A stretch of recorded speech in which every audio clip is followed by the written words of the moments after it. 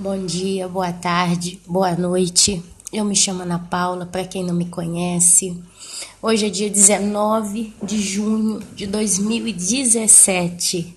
Não vou rodear muito, tô tendo a oportunidade hoje de registrar esse áudio e não vou perder tempo, porque o trem da vida está caminhando.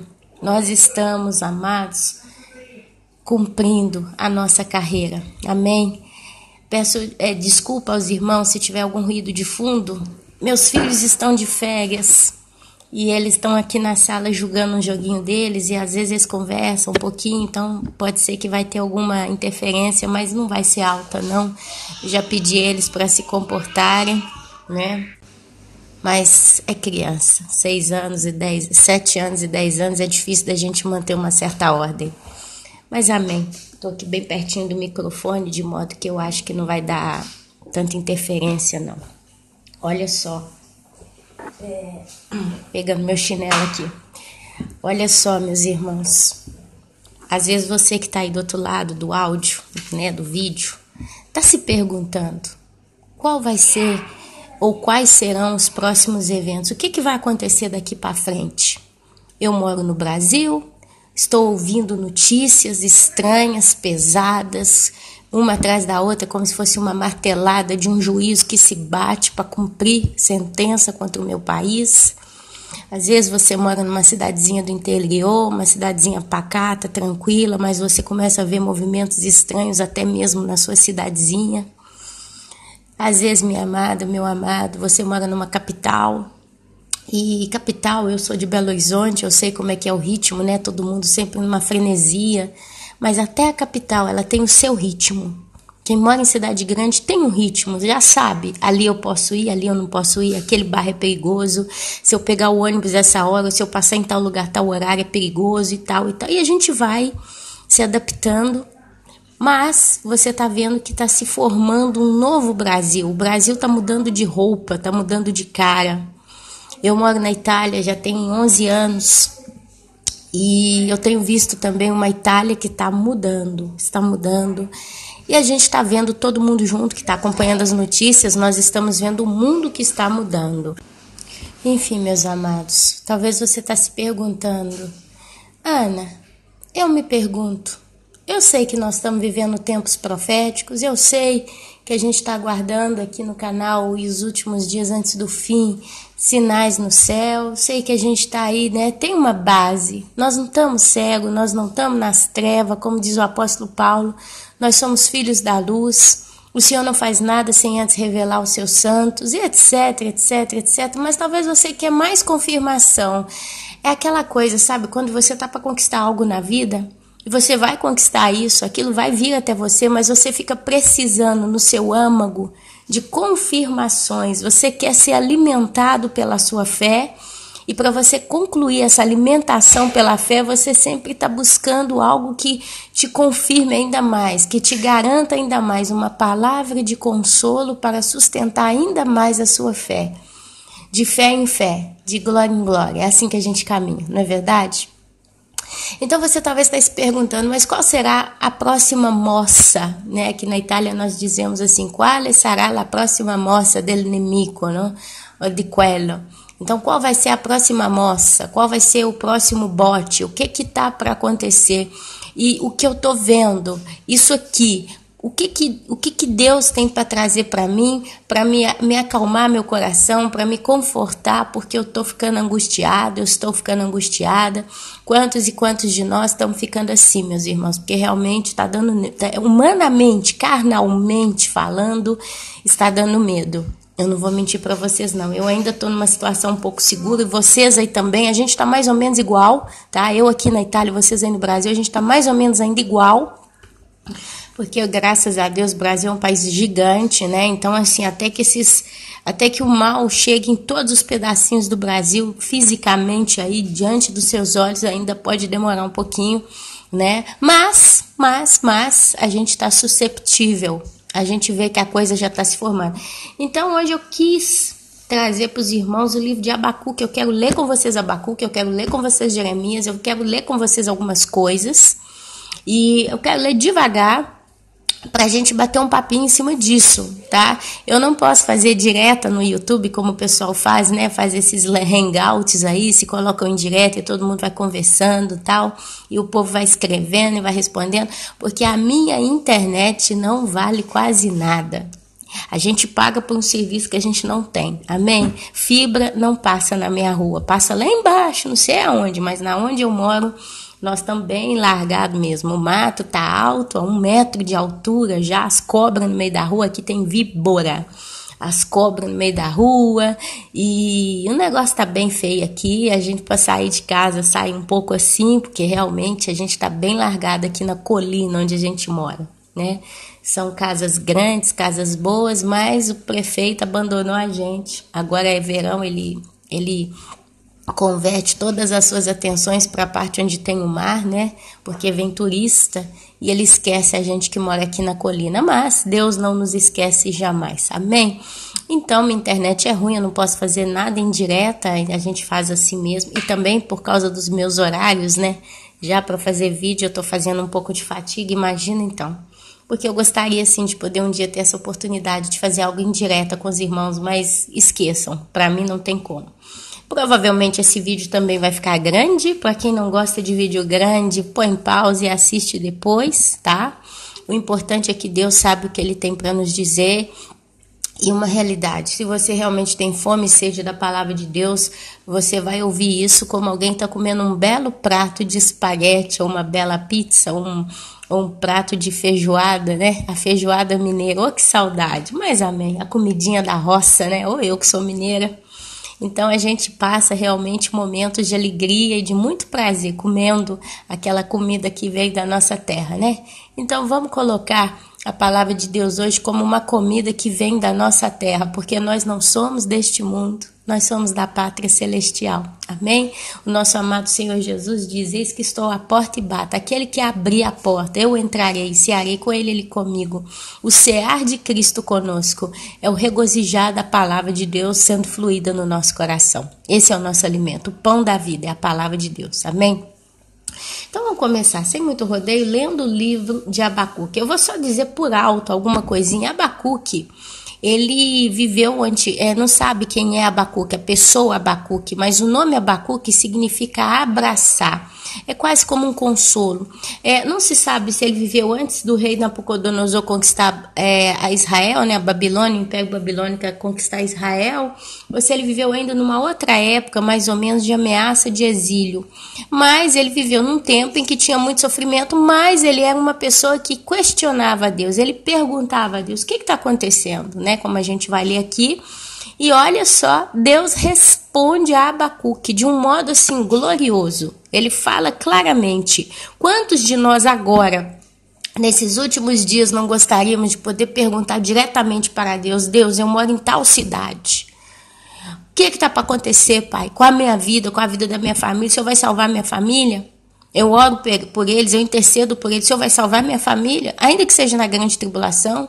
Quantos aí ainda se perguntam, porque ainda estão na fraca, né, na fraqueza, na dúvida, mas nós vamos passar pela grande tribulação. O que vai acontecer? Eu estou indo numa igreja que o pastor ali está ensinando que nós vamos passar na grande tribulação, nós vamos ser arrebatados no final. Deus, é verdade? Quantos aí estão orando pelo Brasil? Ainda oram para o Brasil? Ainda perdem tempo orando por essa nação? Agora alguém me joga pedra, vai dizer: Ana, o que você está dizendo? Quer dizer que orar pela minha nação é perder tempo? É claro, meu amado, é claro, minha amada. Por quê? Porque é cumprimento profético. O Brasil deu as costas para Deus. Deus ainda não desceu a mão no Brasil com toda velocidade, porque ainda tem os santos dele nessa terra. Aquele que detém o anticristo ainda está no mundo. Então Deus, ele ainda está deixando só as dores de parto. A gente está vendo as nuances do que está vindo. Mas enquanto a gente estiver aqui, Deus, ele tem um propósito com a igreja. Deus, ele tem um plano. Deus ele tem um trabalho. Ele está desenvolvendo algo conosco. Então ele não vai descer a mão enquanto a gente estiver aqui. A gente precisa nós precisamos de terminar de ser aperfeiçoados. Então Deus, mas isso não impede de que coisas aconteçam. É onde a gente está naquele movimento, né? É como um jogador de futebol que está no banco de reserva e a partida está correndo. Coisas estão acontecendo, positivas ou negativas, a partida está correndo. E aquele jogador sabe que a qualquer momento pode ser que o treinador o chame. Às vezes o treinador até olha para ele, né? O técnico lá olha para ele, tipo assim, ó, ele olhou para mim, significa que ele está pensando em me chamar. Só que você não sabe, pode ser que ele nem me chame, pode ser que a partida termine comigo no banco, pode ser que ele vai me chamar. Então nós estamos nessa berlinda, né? Nós estamos nessa coisa, na expectativa. Então, meus amados, vamos ler o livro de Abacuque para a gente ver aqui como que Deus tem profecia para nós nesse livro. Depois eu te aconselho a ler ele de novo sozinho. Eu vi esses dias uma pregação em cima do livro de Abacuque e isso me inspirou a ver também, tá bom? Então, Abacuque, tá? Ele, mais ou menos é isso a história de Abacuque, é que eu vou ler direto o que ele fala. Olha só. Primeiro, eu queria dizer uma outra coisa para os irmãos. Quando Deus permite que o juízo venha até uma terra, dizendo assim, quando Deus permite que o juízo venha até uma terra, primeiro ele adverte aquela terra, porque aquela terra está em pecado, está afrontando a Deus.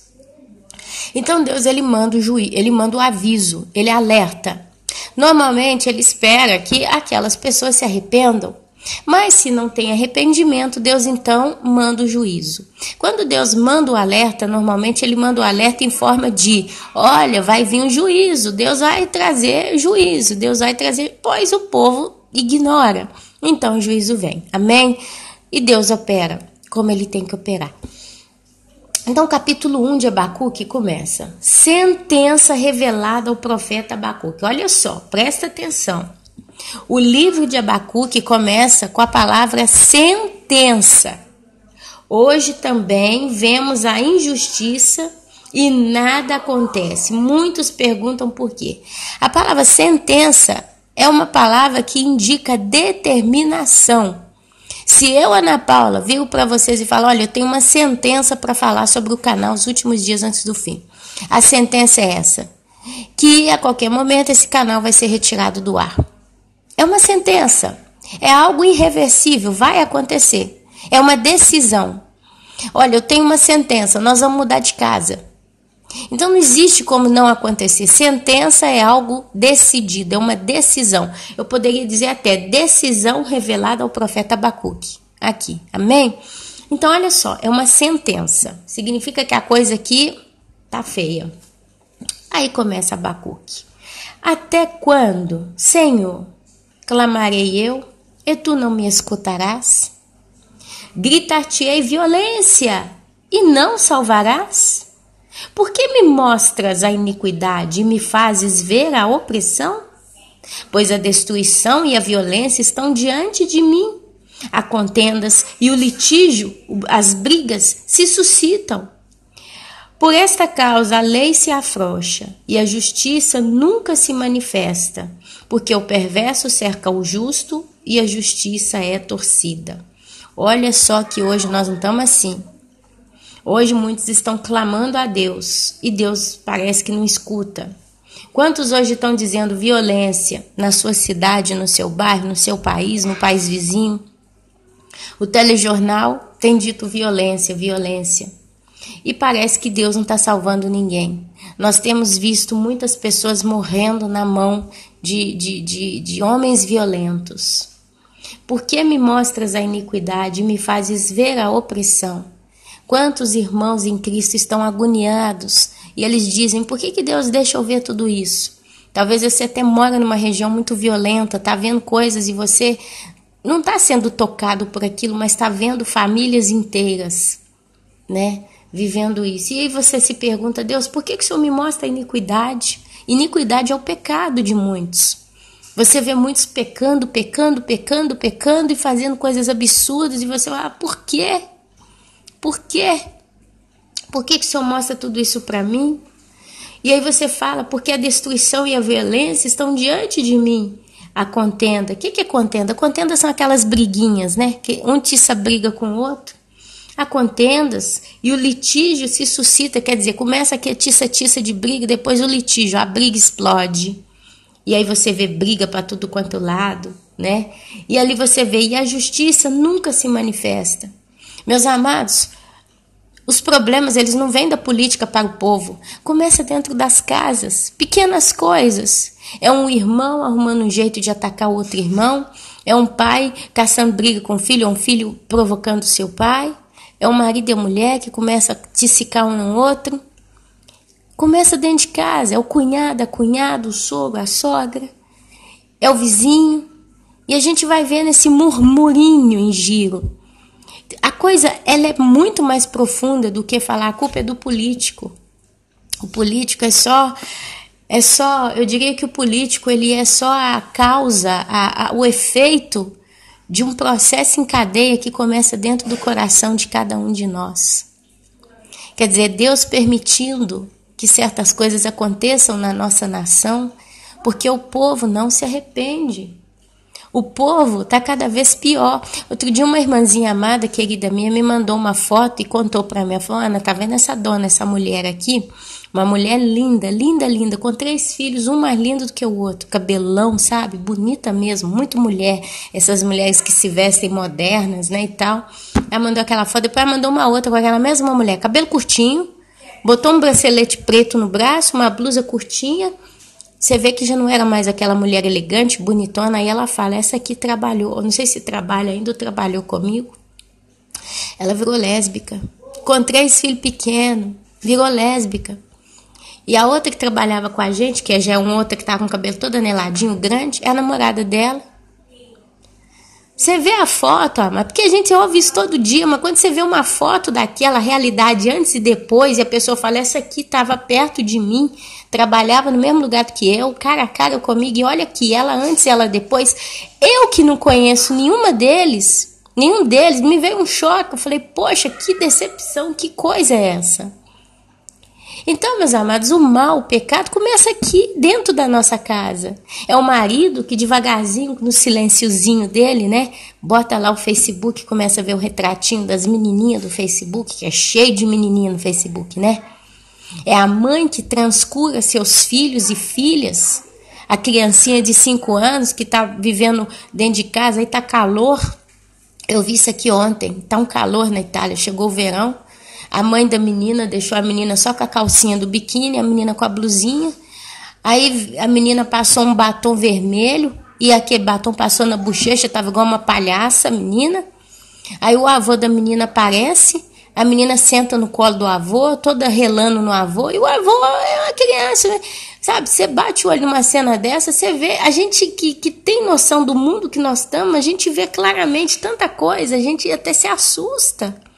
Mas para essas pessoas não tem nada a ver uma menina, uma criança, é só uma criança. E a gente vai vendo o mal, o câncer se alastrando dentro das casas. E esse troço vai se tocando um com o outro, né? É o câncer da família A crescendo com o câncer da família B, aí um toca no outro, vira um câncer maior, e daqui a pouco é o bairro, é a rua inteira, o bairro inteiro, depois é todo aquele distrito, depois é toda a cidade, depois é toda a nação, depois é todo o planeta. Nos últimos dias, o amor se esfriaria por causa do quê? Do aumento da maldade, não é verdade? Então, meus amados, porque o perverso cerca o justo, porque no meio de toda essa lambança, ainda tem justo, ainda existem justos na terra. A igreja ela é justa, a igreja de Cristo ela é o povo que ainda continua naquela integridade e tem o Espírito Santo de Deus dentro dela. Nós somos a igreja. E o ímpio, o mal, o perverso, cerca, ele enquadra, ele isola o justo. E a justiça é torcida. Se você vai nos tribunais espalhados pelo mundo afora, cada caso que tem, você vê para cada 10 casos, 9, 8, indo contra aquilo que é justo. E os maus, os ladrões, os perversos são sempre absorvidos. Juízes comprados, juízes subordinados, a justiça já não existe mais. Esse é o quadro que Abacuque viu e reclamou. Porque ele simplesmente fala, poxa, eu estou vendo tudo isso, mas onde é que está Deus? Não existe Deus. Está calado, não faz nada, quer dizer, tem essa lambança acontecendo diante dos meus olhos. Onde é que o Senhor está, Deus? O Senhor não faz nada? O Senhor não se importa com isso que está acontecendo? Vede entre as nações, aí começa, Judá será castigado pelos caldeus. Olha só. Vede entre as nações. Presta atenção, amados. Alguém diria que Abacuque é um livro escrito para Judá, para Israel, porque você vê que a iniquidade de Judá era em Israel, né? Davi foi o rei de Judá, se eu não me engano. Cristo é o leão da tribo de Judá. Mas presta atenção. Vede entre as nações. Olhai, maravilhai-vos e desvanecei, porque realizo em vossos dias obra tal que não creeis, que vós não creeis. Quando eu, Ana Paula, vejo essa palavrinha nações, eu entendo que Abacuque é um texto profético também para os dias de hoje. Já entendo lá atrás, com o que eu acabei de ler, mas aqui a coisa se confirma ainda mais para mim. Porque Deus, meus amados, Ele trabalha mais ou menos sempre em ciclos, do mesmo modo. O próprio rei, como é que é o nome? Salomão, ele disse, não tem nada novo debaixo do sol. É sempre a mesma coisa. É como se Deus ele tivesse pego uma fatia daquilo que pode ser vida, e vida boa, colocado aqui e deixado a gente limitado. Não sei se você joga no computador ou já jogou joguinhos, seja qual for. Você vê que normalmente um jogo de computador ele chega num nível que ele não pode mais passar daquele nível. Porque o jogo está em desenvolvimento. Outro dia meus filhos foram jogar um joguinho de carrinho aqui na televisão. E aí o carro caminhava, dirigia o carro, dirigia. Aí chegava um lugar que tinha uma espécie de uma placa dizendo que não podia entrar ali. Aquele sinal, né, que não podia passar naquela rua. E o menino tentava botar o carro ali, né? E aí o jogo jogava o carro para trás. Ele tentava entrar, o jogo jogava o carro para trás. E ali eu vendo aquilo ali, eu entendi que era porque aquele pedaço do jogo, ele era o fim. Não tinha, dali para dentro, não tinha mais nada. Porque era a limitação do jogo. O jogo até aqui te faz girar. Se você chegar no último nível desse jogo, você aqui não passa. Porque o jogo em si foi limitado. O mundo virtual, ele está limitado aqui. Assim nós também vivemos nessa terra. Nós temos limitações. Você não pode entrar na água sem uma máscara de oxigênio e ficar lá por muito tempo, que você morre afogado. Você não pode voar por suas próprias contas, né, com seus braços. Não pode flutuar. Você não pode comer uma determinada quantidade excessiva porque te explode o estômago. Nós não podemos caminhar à vontade no mundo porque existem as fronteiras. E para você chegar em certos lugares tem a distância. A distância separa as nações através dos oceanos e mares, as montanhas.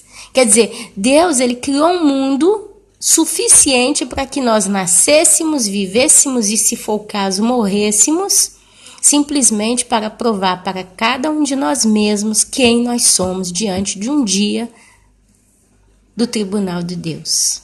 Porque um dia nós compareceremos diante de um tribunal, ou de Cristo, que é para dar os galardões e definir quem seremos na eternidade a nível de função, a nível de onde a gente vai poder entrar, o que nós vamos poder fazer. Quer dizer, o galardão do tribunal de Cristo, ele vai estabelecer uma espécie de patente para cada um que passar por ele. O que é uma patente?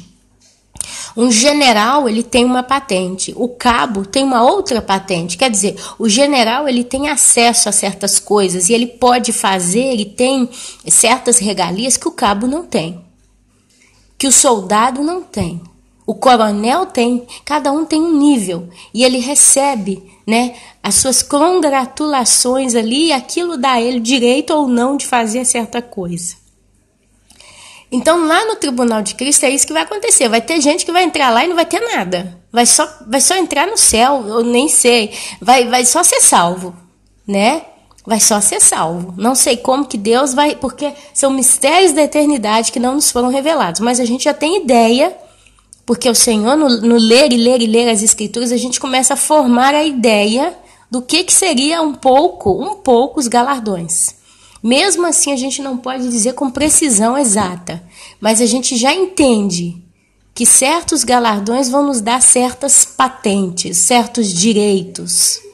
E vai ter gente que não vai ter esses certos direitos. Amém? E o tribunal de Deus, o tribunal do trono branco, que não vai dar galardão nenhum, vai só mandar para o lago de fogo e enxofre para toda a eternidade. É Deus abrindo os livros da vida da pessoa e mostrando para ela tudo que ela fez. E como ela veio, nasceu, viveu nessa terra e praticou tudo que está escrito nos livros, ela não tem como dizer, não, eu não fiz isso não.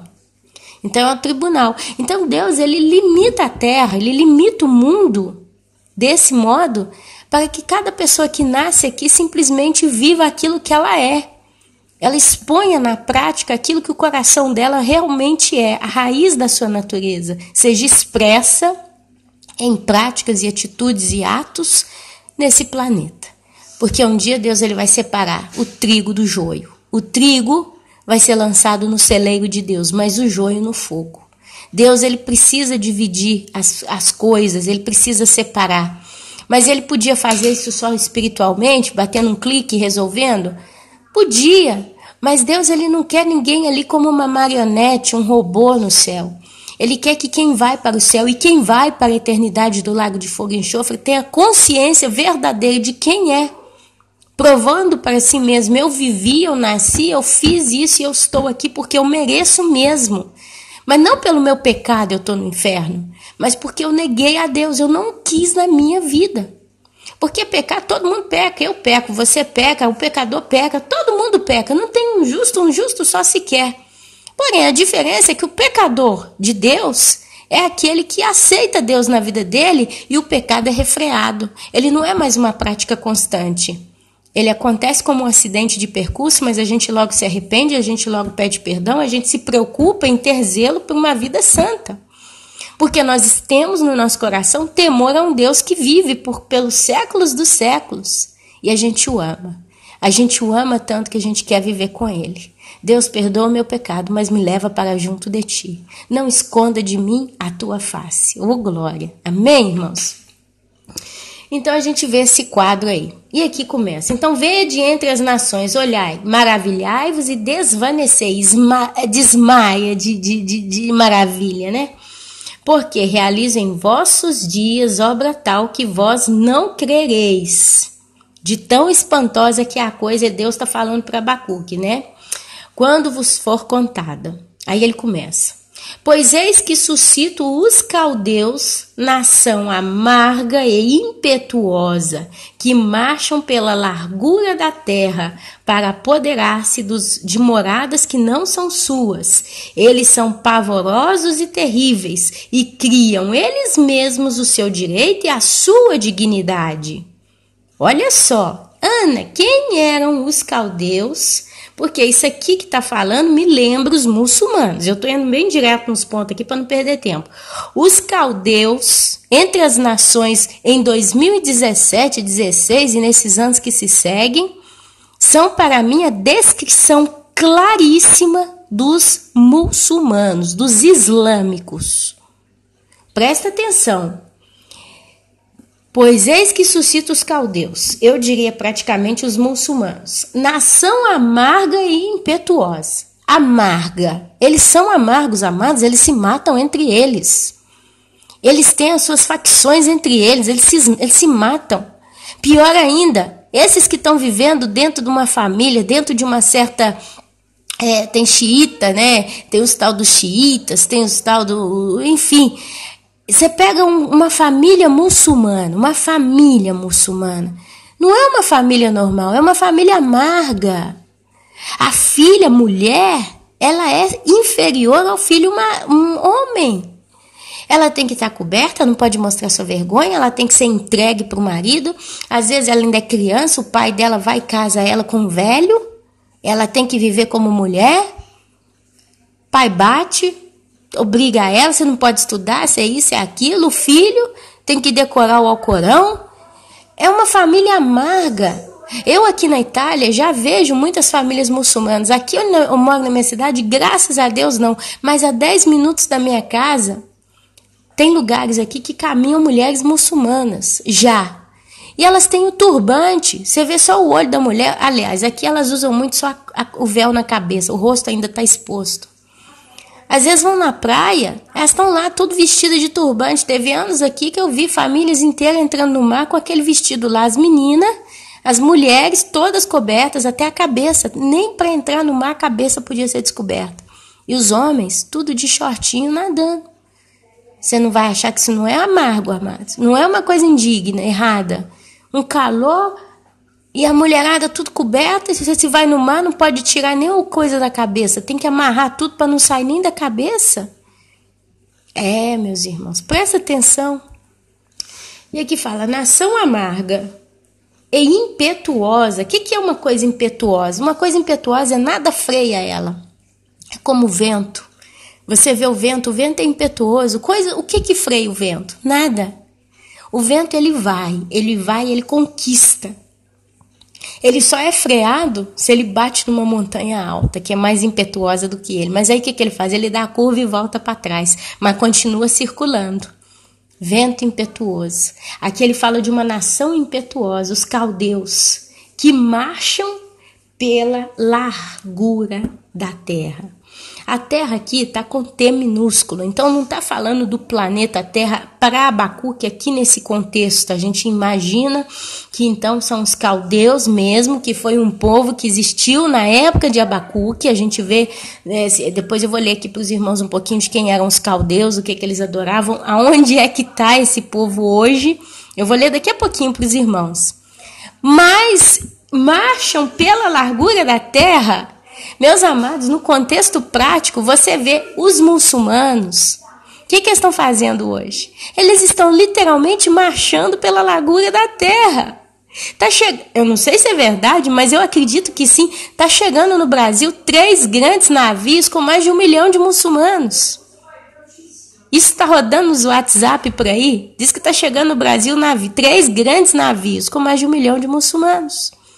No Brasil. Isso não é marchar pela largura da terra? Esses navios vão descarregar esse povo no Brasil. Vocês acham que eles vão ficar ali no porto ou vocês acham que eles vão se espalhar igual praga para o Brasil inteiro? E eles vão marchar pela largura do território brasileiro. E aos poucos eles vão dominar esse país. Isso está acontecendo na Itália, isso está acontecendo na França, isso está acontecendo no norte da Itália, da Europa. Está acontecendo em vários países. E eles estão entrando em nações mais focadas, as principais nações agora. Mas vocês podem ter certeza, uma vez que eles minarem todo o Brasil, eles vão começar a subir para a Venezuela, vão para o Chile, vão para o México, vão para a Argentina. É questão de tempo. A base vai ser o Brasil, mas dali eles vão espalhar igual câncer para o resto da América do Sul, América Central, até chegar na América do Norte. Nos Estados Unidos, por mais que Donald Trump está lá fazendo aquela bagunça toda, que agora está até bem em silêncio, lá já está minado, cheio de muçulmano. Os muçulmanos entraram no coração de habitantes de nações. Aqui na Itália, outro dia, eles pegaram um rapaz italiano e prenderam esse rapaz, porque ele virou radical extremista islâmico. Quer dizer, eu ver um chegar de fora, na hora eu identifico. Ele tem turbante, tem aquela cara lá fechada. Eles têm cara fechada, aquela cara cruel. Se você ainda não viu um muçulmano direto, de frente, eu vi. Eu já vi vários. Eles têm aquela cara traiçoeira. Você não vê confiança nessas pessoas. Você vê até as mulheres. Você olha para a cara deles, é falso. É uma falsa paz. Eles estão aqui... Eles começam a vender nos mercadinhos, eles ficam igual camelô aqui na Itália. Eles arrumam as bancarelinhas, começam a vender os negócios, botam o carro cheio de roupa e rodeia. Mas quando você olha para a cara deles, você vê algo maligno no olhar. Você sente, meus irmãos, eu não estou aqui inventando isso. Toda vez que eu chego perto de um muçulmano, eu passo, eu vejo eles na rua, meu coração fica oprimido. Vocês não têm ideia de como que o meu coração se fecha. É o espírito que se fecha. Tem gente que fala, o santo meu não bate com o santo dele. Não é um dito popular, mas eu já tive a oportunidade de passar por eles. Às vezes na rua, no supermercado, tá passando a mulher não vai sozinha em giro, não. Tem que ir o marido e os filhos, eles vão sempre junto. Eu também vou no supermercado com meu marido, com meus filhos, mas vou também sozinha, é diverso, meus irmãos. Mas o coração fecha, porque existe um principado, uma potestade que rege esse povo. Existe um espírito, o mesmo espírito que os acompanha. Eles têm uma idolatria. O Islã é uma idolatria. Alá é um principado. Como é a rainha dos céus para os católicos, esse Alá é um principado, uma potestade também, de tanta força quanto a rainha dos céus.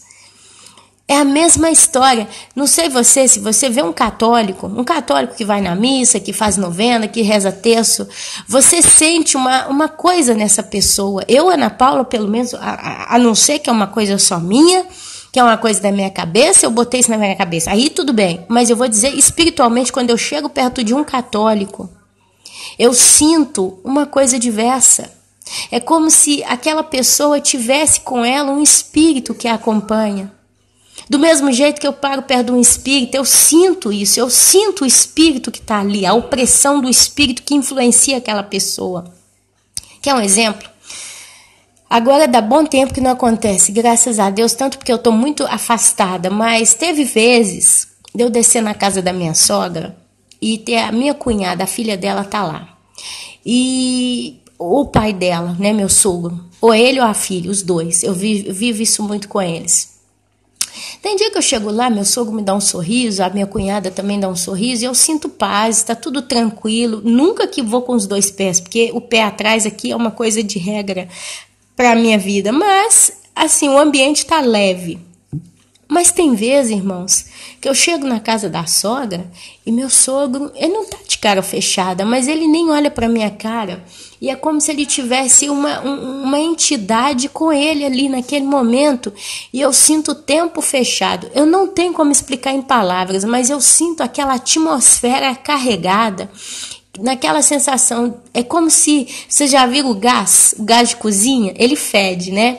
Mas eu já ouvi falar que ele fede porque quem trata o gás para pôr no botijão coloca um produto nele para ele feder, porque o gás natural ele não tem cheiro de nada. Então, o que acontece? Se eles não pusessem aquela coisa fedorenta no gás e você abrisse, né, o coisa do gás lá do seu fogão e não tivesse cheiro, o gás ia tomar conta da casa inteira. Você não ia sentir o cheiro, você não ia ver, porque é invisível, é um ar, é um gás.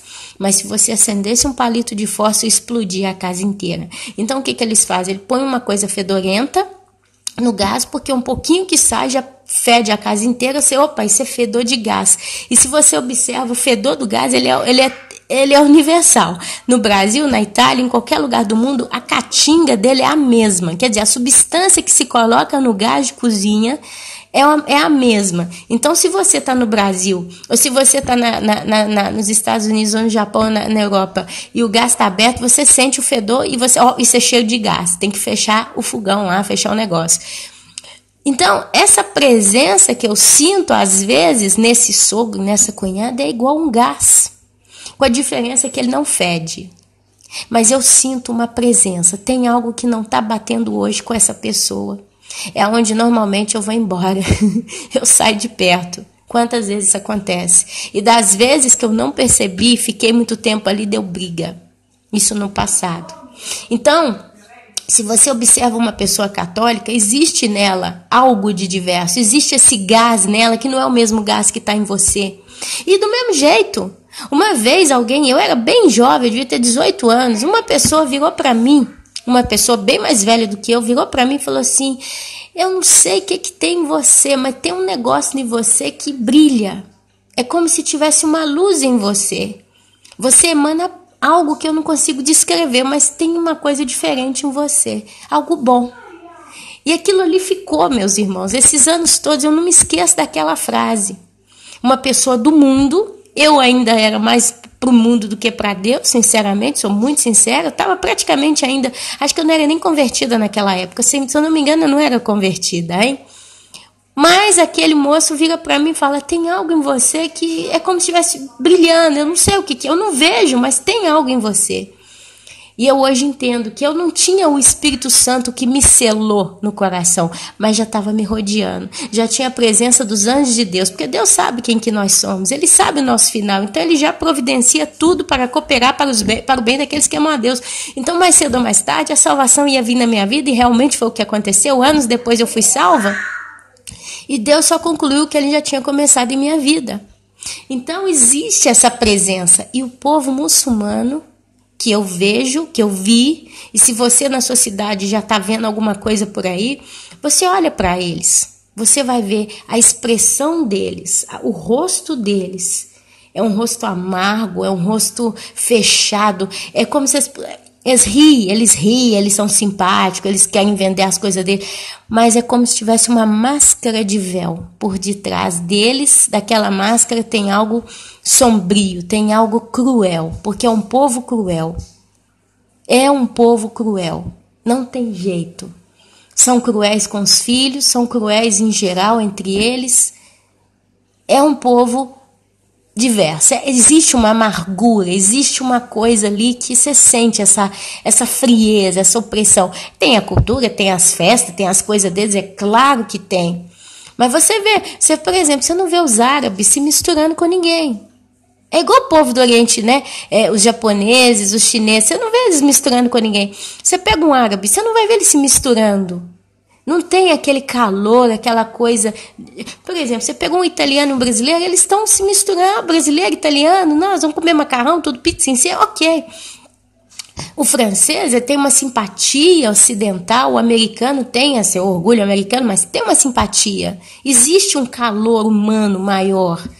Mas o árabe, ele já você vê na televisão como é que eles estão sempre em bando entre eles, caminham, né, com os braços para trás, naquela cara séria, com aqueles vestidos brancos. Você vê, é como se eles quisessem passar uma imagem. Eu e você somos diferentes. Eu nunca vou participar da sua natureza e você nunca vai participar da minha. Estamos em níveis diversos, nós não nos misturamos. Você vê essa imagem, essa atmosfera, é isso que eu quero trazer para vocês entenderem. A atmosfera que acompanha os povos no mundo. Existe uma atmosfera. Ore a Deus, fala, Deus, me dá sensibilidade. Se isso que a Ana está falando é verdade, me dá sensibilidade para ter essa percepção que ela diz que ela tem. Se é verdade, porque eu quero ter também. E ali você começa a perceber um pouco mais o mundo espiritual que está ao teu redor. Eu desde sempre percebo isso. É uma coisa que Deus colocou em mim desde criança, eu já tenho um pouco essa percepção.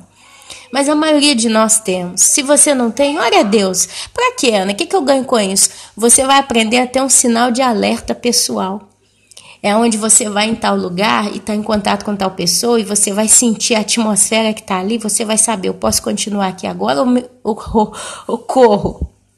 É importante a gente ter essas percepções, amém? É o espírito que não bate, amém? A gente não vê com os olhos, não ouve com os ouvidos, mas sente no espírito. O espírito está bem sensível a essas coisas, amém, meus irmãos?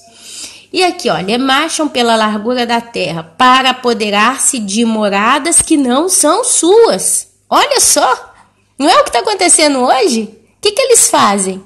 Eles marcham pela largura da terra e apoderam-se de moradas que não são deles. As terras que eles invadem pela guerra, eles conquistam as casas e as invadem para eles. Eles são pavorosos e terríveis e criam eles mesmos o seu direito e a sua dignidade. Olha a lei da Sharia aí. O que a lei da Sharia traz? A dignidade deles. Quer dizer, se você não segue a lei da Sharia, você não é digno. Olha só, meus irmãos, presta atenção. Só que você lê lá no início.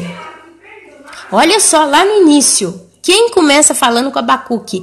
Vede entre as nações, olhai, Abacuque, maravilhai-vos e desvanecei, porque realizo em vossos dias obra tal que vós não crereis, quando vos for contada, pois eis que suscito os caldeus. Então até o versículo 6, você vê Deus falando para Abacuque que ele é que suscita os caldeus. Quer dizer, ele é que aguça, ele é que desperta, ele é que traz os caldeus para o mundo inteiro. E ele começa falando, vocês vão ver e vão maravilhar e desvanecer. Vocês não vão acreditar no que eu estou fazendo. Você que mora no Brasil, já pensou algum dia que você, na sua terra, na sua casa, não poderia viver como sempre viveu? Talvez você que está me escutando gosta do pagodinho, né? Do final de semana, churrasquinho. Talvez você que está me ouvindo é essa menina, essa mulher que bota o shortinho curtinho, a blusa apertadinha e sai pelo centro da cidade para fazer shopping na feira. E, de repente, você tá caminhando pela rua de sua cidade, tem 2, 3 com turbante que já estão olhando com a cara fechada para você? Quem sabe já está acontecendo isso no Brasil? Eu recebi um vídeo na Alemanha. Uma mulher entrou no supermercado, sapato preto alto, saia vermelha, um vestido no meio da coxa, uma tedesca, né? Uma alemã, cabelo solto, era noite, não era alta noite, mas era aquele horário de 7, 8 horas da noite, horário em que o supermercado estava aberto. Entrou ela com outras pessoas e no vídeo mostra os outros que estavam com ela já passaram e ela foi a última a passar. Ela passa por 3 ou 4 muçulmanos dentro do supermercado, na Alemanha. O que eles fizeram? Eles passaram a mão na bunda dela e levantaram a saia dela. Ficaram levantando. E ela baixava a saia, olhava para eles, reclamava, e eles atrás rindo, escarnecendo e levantando a saia dela. Tipo assim, essa aqui é uma prostituta, olha só como se veste. Isso é. Quer dizer, essa aqui é uma mulher ocidental. Ela não é igual às nossas mulheres que se cobrem. Cadê a dignidade desta mulher? Presta atenção, meus amados, no que eu estou falando aqui hoje. Olha só. Presta atenção. Deixa eu marcar aqui que eu não quero perder o texto, que agora eu quero falar um pouquinho do povo caldeu, para vocês verem o que eu estou dizendo aqui, se não tem base. Eu escrevi na primeira vez que eu li esse texto na Bíblia alguma coisa, e eu vou ler também uma outra coisa aqui. Olha só, os caldeus, nos dias de hoje, se localizam no Iraque. Caldeus de Bet-Maerem, leste da Síria e também sudeste da Turquia. São descendentes de povos nativos da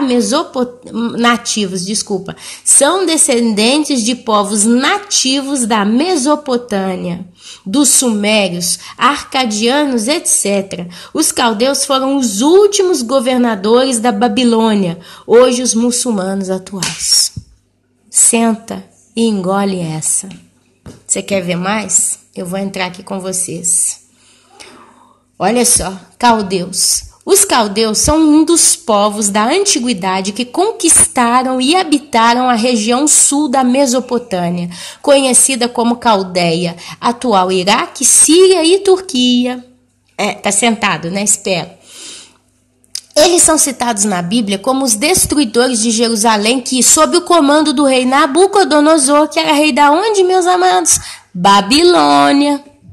Levou o povo judeu para o que ficou conhecido como cativeiro babilônico, exílio. E o que era a Babilônia?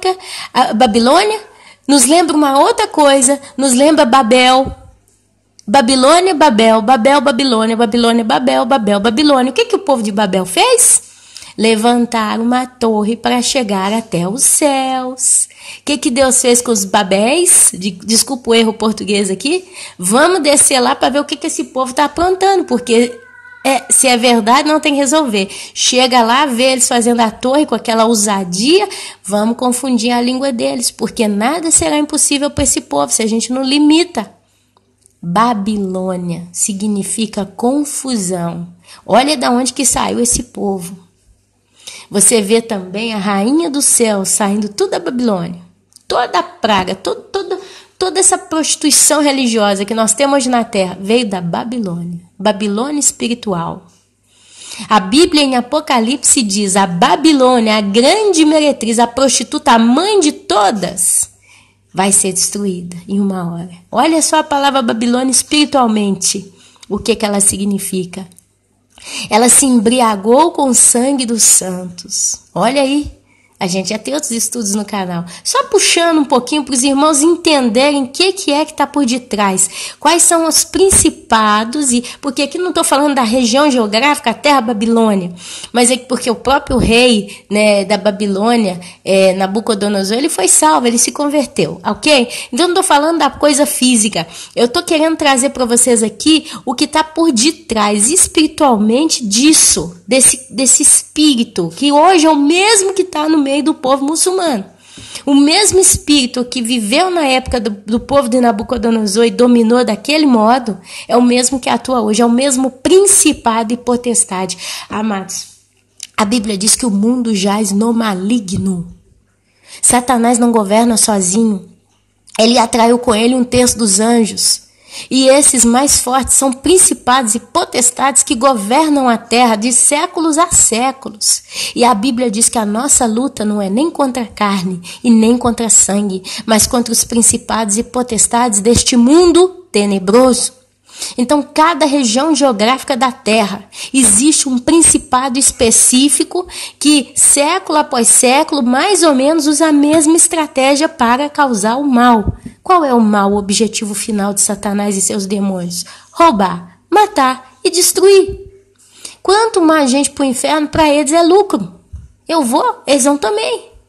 Então eles têm a mesma filosofia, a mesma base de entendimento e de trabalho. Eles trabalham do mesmo jeito séculos após séculos. Pouco eles mudam a estratégia. Está mais modernizado? Não sei. Mas a base é a mesma. Então não é o muçulmano em questão que é o problema. O problema é o principado e a potestade que age através da vida dessas pessoas que entregaram o coração a essa idolatria. Eles têm essa idolatria, mas presta atenção, eu vou continuar aqui. Além deles, os sumérios, assírios, acádios, amonitas e hititas habitaram na região entre os rios Tigres e Eufrates, denominada de crescente fértil, berço das primeiras civilizações da história, Babilônia. Rei Nabucodonosor teve um sonho de uma árvore frondosa com galhos longos e muitos aves, né, se pousavam ali, viviam nos galhos. E ali então a árvore foi cortada, mas se deixou a raiz. E ali então Daniel vira para o rei Nabucodonosor e disse: esse é o teu reino que vai perder a força, ele vai ser cortado. Mas a raiz está lá. Meus irmãos, significa que esse reino babilônico ele iria crescer de novo. E você vê hoje, nos dias atuais, ele crescendo. Essa árvore que foi cortada lá atrás, não sei quantos anos atrás, quantos mil anos atrás, foi cortada. Está crescendo de novo. Está crescendo de novo. Essa árvore é o poder dessa potestade que opera malignamente através desse povo, dessa raiz genética. História. De origem árabe, os caldeus ocuparam terras pertencentes à Mesopotâmia, árabe, ao lado dos medos, povo da Média. Derrotaram os assírios que ali habitavam, formando assim um grande império, o segundo império babilônico ou o império neobabilônico. Por esse motivo, os caldeus são chamados também de novos babilônios. A primeira investida dos caldeus ocorreu em 612 a.C., com a tomada da capital assíria Nínive. Após a morte de seu pai Nabopolassar, Nabucodonosor, 604 a Nabucodonosor, ele nasceu em 562 a.C. e viveu até o ano 604, em 586 a.C. Então, quase 600 anos antes do nosso Senhor Jesus Cristo, nasceu Nabucodonosor. Continua a conquista das terras e a reconstrução das cidades que foram destruídas pelas guerras. Esses são os dois reis mais importantes do Império Caldeu, e o governo de Nabucodonosor foi um dos períodos mais áureos, maravilhosos, né, da Mesopotâmia. A capital do império era a Babilônia, uma bela cidade construída com muralhas, palácios, santuários e templos. Após a morte de Nabucodonosor, que governou cerca de 40 anos, houve um enfraquecimento do império e a partir de 539 a.C. eles foram dominados pelos persas sob o comando do rei Ciro. Persas, Principais características: sociedade. Os caldeus eram um povo semita que conquistou a região da Mesopotâmia por possuir um caráter bélico e violento, fazendo muitos escravos. Presta atenção. No tocante à organização social, a sociedade dos caldeus era baseada na monarquia despótica e teocrática, donde havia o rei, que comandava todo o império, e abaixo dele estavam os nobres, sacerdotes, comerciantes, pequenos proprietários e escravos. As principais atividades da maior parte dos povos mesopotâmicos eram a agricultura, a criação de animais e o comércio. No entanto, com a conquista dos caldeus e a necessidade de reconstruir a Babilônia, nessa fase a economia foi gerada pelo serviço de construção, ainda que a agricultura fosse uma importante atividade para alimentar o povo. A religião, e aqui eu paro, não, vou até em cultura. Como todos os povos mesopotâmicos, a religião dos caldeus era politeísta, significa que tira vários deuses, né? Com culto a diversos deuses, os quais estavam relacionados com a natureza e os animais. Na porta da cidade da Babilônia foi feito um mosaico de Ishtar, a deusa do amor e protetora da cidade. Isso na época do Babilônia, hein? Cultura. Nabucodonosor transformou a cidade da Babilônia em um grande centro cultural. Sob o seu governo foram produzidas diversas obras urbanas, desde ruas, jardins, muralhas, templos, palácios, dos quais se destacam os jardins suspensos da Babilônia e a Torre de Babel. Olha aí. Além disso, eles foram pioneiros nos estudos sobre astrologia, olha aí, e astronomia, e ainda no avanço dos estudos da matemática. O chamado Ur dos Caldeus corresponde à cidade Suméria, que foi ocupada por essa civilização. E aqui continua, amados, mas olha só, eu quis ler isso aqui para vocês entenderem como que está perto e muito dentro daquilo que nós estamos vendo hoje na característica dos povos que hoje invadem o mundo. Os muçulmanos vêm desse povo babilônico, não tem jeito, vem dos persas, dos sírios, quer dizer, é uma mistura ali daquela região geográfica, saiu isso que nós estamos vendo hoje, ok? Iraque, Irã, Turquia, Síria, olha lá, é naquela região que veio a Babilônia, olha hoje quem está lá. Ou vocês acham que depois que morreu a geração do rei Nabucodonosor, morreu todo mundo, a terra ficou deserta, aí veio uma pessoa lá da China, que nasceu na China, migrou para aquela terra e fez uma nova população, uma nova cultura? Não, amados. Olha, os povos até hoje tendem a nascer e morrer na sua terra. Até hoje. Poucos são os que vão de um país para o outro, que é o meu caso. Mas você, talvez que está me ouvindo, você já tem seus 60, 70 anos, e você é brasileiro, nasceu no Brasil, sua mãe nasceu, sua avó, seu bisavô, sua raça inteira está aí há anos. Talvez há 200 anos já, toda a sua família está aí. Então, creia, esse povo hoje islâmico, eles vêm da raiz daqueles que nasceram naquela terra mais ou menos 600, 500 anos antes do nosso Senhor Jesus Cristo. Amém? Continuando. Os seus cavalos são mais ligeiros do que os leopardos, mais ferozes do que os lobos ao anoitecer. São os seus cavaleiros que se espalham por toda a parte. Sim, os seus cavaleiros chegam de longe, voam como águia, que se precipita a devorar. Gente, quando eles chegam numa terra, eles não chegam para fazer uma vida feliz para eles, como todos os imigrantes aonde vão querem viver uma vida feliz. Você vê um japonês que chega no Brasil, ele vai ali pro Brasil, ele faz a casa dele, ele tem a família dele, ele tem o culto dele, mas ele tá ali, basta, é paz. O italiano, o francês, o americano, seja a raça, o africano, chega no Brasil, estabelece ali o grupo dele ali, mas daquilo não passa. Mas eles não. Os muçulmanos, eu falo que o povo islâmico, eles vêm como águia. A águia é furba, esperta, ela é de rapina. E ela chega para quê? Para devorar, para conquistar. Eles não chegam numa terra para como os demais. Eles chegam ali para falar, isso aqui de hoje em diante é casa minha. Por quê? Porque Alá assim o disse. Isso está no livro deles, que eles dominam. Com o tempo eles dominam. Eles todos vêm para fazer violência. O seu rosto suspira por seguir avante. Eles reúnem os cativos como areia. Eles escarnecem dos reis, porque eles não estão nem aí se o rei é presidente, é rei, que seja quem for. Eu cheguei na sua terra e com o tempo eu que vou comandar isso aqui. Eu faço 6 filhos, 10 filhos, daqui 10, 15 anos, pode demorar o tempo que for. É em causa a minha pátria. Com o tempo nós vamos dominar essa terra. Os príncipes são objetos do seu riso. Porque se esse político fosse inteligente, eles não iam fazer a gente entrar, mas a gente está entrando com cara de pobre coitado, mas mal sabe eles. Nós estamos aqui para dar o bote. É a serpente que dá o bote. Riem-se de todas as fortalezas, riem-se. É o que estão fazendo hoje. Rindo. Riem de todas as fortalezas. Riem de todas as fortalezas, porque amontoando terra as tomam. Amados, presta atenção no que eu estou lendo. Depois lê de novo Abacuque. Eles vão amontoando terra, amontoando. Depois eles as tomam. É minha.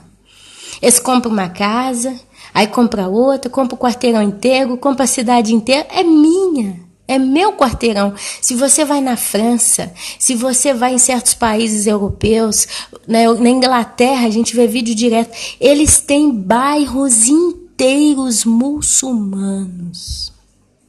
Com a diferença dos outros povos. Você vai ver bairros chineses no mundo inteiro aí, em São Paulo mesmo, se você vai ver lá bairros chineses, bairros japoneses, bairros italianos. Aí você vê, eles estão ali.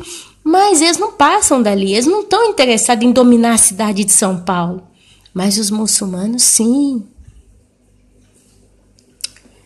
Amontoando terras tomam. Então passam como passa o vento e seguem. Eles vão passando, tomando posse e continuam andando avante. Fazem-se culpados estes cujo poder é o seu Deus. Fazem-se culpados, estes cujo poder é o seu Deus. Amados, quem é o Deus deles? Alá. O poder deles é o Deus deles. Eles fazem tudo em nome de Alá. E ali, depois disso que eu estou lendo aqui, capítulo 2, não, ainda não. Versículo 12 do capítulo 1 de Abacuque, vem a intercessão do profeta. Meus amados, eu simplesmente estou descrevendo o que está acontecendo agora no mundo. Eu estou descrevendo para trazer para os irmãos o que tem de a vir ainda. Antes de entrar aqui na intercessão do profeta, eu quero ler em Jeremias 5,15. Porque eu estou em Abacuque, talvez vocês falem, mas você não está com base bíblica, você está lendo só Abacuque, onde é que na Bíblia está falando mais sobre essas coisas, para você provar e comprovar para nós que realmente vem de Deus. Jeremias 5,15 diz, eis que trarei sobre vós uma nação de longe, ó casa de Israel, diz o Senhor, uma nação robusta, uma nação antiquíssima, uma nação cuja língua ignorarás o que ela falar. A língua deles é o árabe. A gente não entende árabe. Jeremias 5,15. É mais uma. Se você está sentado, você está bem tranquilo. Porque a gente, meus amados, na realidade, nós estamos aqui como Deus falou no início do capítulo aqui. Vede entre as nações, olhai, maravilhai-vos e desvanecei, porque realizo em vossos dias obra tal que vós não crereis, quando vos for contada. Pois eis que suscita os caldeus, nação amarga e impetuosa que marcha pela largura da terra. É o que está acontecendo. Ainda não chegou no Brasil, mas na hora que chegar, vocês vão ficar de boca aberta. Eu daqui vou ficar de boca aberta. Na hora que chegar para valer na Itália, eu vou ficar de boca aberta. A Itália é católica, por total. Mas ela vai virar muçulmana também, é questão de tempo. A intercessão do profeta, porque passa a ser a minha intercessão, passa a ser a sua intercessão. Se você prestar atenção no que eu vou ler aqui agora, você vai ver que se você é uma pessoa realmente de Deus, o que ele fala aqui é o que o teu coração está falando. O coração da igreja de Cristo, verdadeira igreja de Cristo, hoje está falando isso aqui que eu vou ler agora para vocês, prestem atenção. Não és tu, ó Deus, tá? Desde a eternidade, ó Senhor. Meu Deus, ó meu santo. Abacuque literalmente ele apela. Não és tu? Diante de todo esse negócio aqui, de toda essa bagunça, parece que não tem controle, parece que nós vamos... Acabou. Aí ele vira e fala, não és tu, Deus, desde a eternidade, ó Senhor, meu Deus, ó meu santo, não morreremos. Ó Senhor, para executar juízo, puseste aquele povo, tu, ó rocha, o fundaste para servir de disciplina. Tu és tão puro de olhos que não podes ver o mal, e a opressão não podes contemplar. Porque, pois, toleras os que procedem perfidamente e te calas quando o perverso devora aquele que é mais justo do que ele. Não que seja inocente, mas é mais justo do que ele. Você não vê a família brasileira matando, dando filha de 3, 4 anos para casar com outro cara. Normalmente, é claro que a cultura brasileira, eu estou falando muito no Brasil porque nós somos brasileiros, ok? Mas eu vejo isso aqui também. Mas como o quadro do Brasil está tão podre, você vê a prostituição, você vê a idolatria no tempo do carnaval, você vê um país cheio de macumba, você vê um povo que não quer saber de Deus, você vê um povo nas igrejas apostatadas, fazendo retetê, querendo dinheiro, querendo reino na terra. Esses dias eu ouvi o André Valadão falando, nós temos que lutar pela nossa terra porque nós vivemos o reino de Deus na terra. Sabe? Então, essas coisas todas e muito mais que vocês têm visto, gente, isso tudo é afronta a Deus. É afronta. E aqui ele fala, mas nós somos mais justos ainda do que esse povo, porque esse povo é extremista. A Bíblia, o mundo chama eles já de extremistas.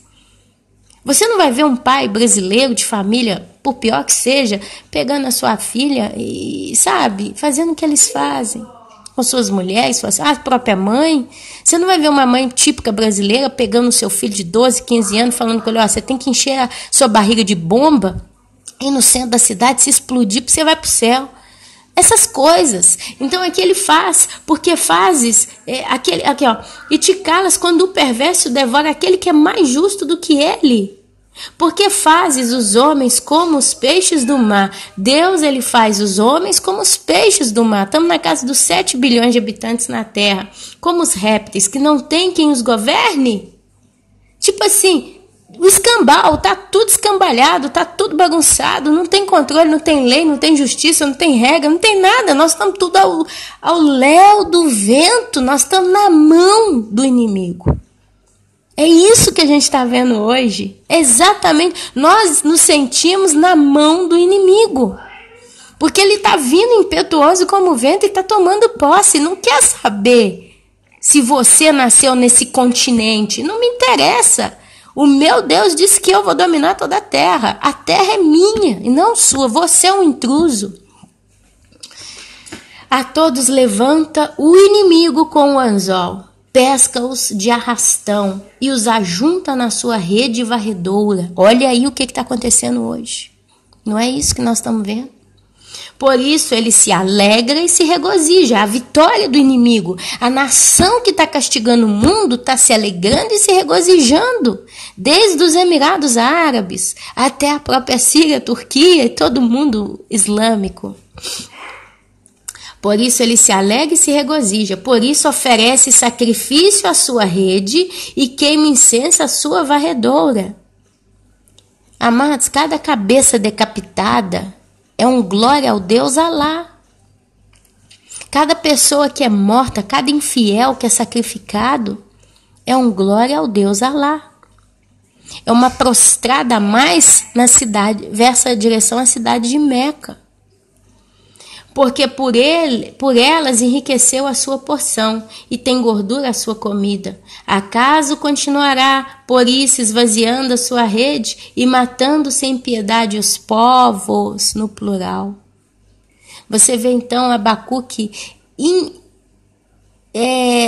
indignado com a situação. Você vê literalmente Abacuque indignado com a situação. Exatamente como nós. Nós estamos indignados com a situação. Olha, tem uma família que eu conheço aqui na Itália. Uma família, ok?